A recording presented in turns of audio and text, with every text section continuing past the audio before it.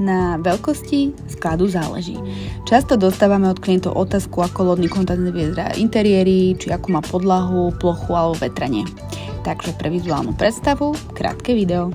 Do 20 dc lodného kontajnera s dĺžkou 6 metrov a šírkou 2,43 metra, ktorá má plochu 14 metrov štvorcových, sa zmestí 24,8 tón materiálu, tovaru, strojov či zariadení alebo neporiadku zo záhrady či neporiadku vašej ženy.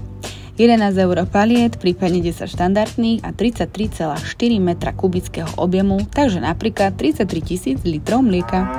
Lodné kontajnery majú špecifickú vysokoodolnú podlahu, ktorá sa nazýva preglejka a je vhodná aj pre vysokozdvižné a paletové vozíky. Čo sa týka vetrania, je zabezpečené mikroventiláciou označovanou G1, ktorá je po stranách každého lodného kontajnera. Pre praktické uskladnenie menších vecí je možné kontajnery vybaviť regálmi. Ak vás zaujíma viac, kľudne všetky otázky smerujte do komentára a ak vás zaujíma svet lodných kontajnerov, nezabudnite nás sledovať.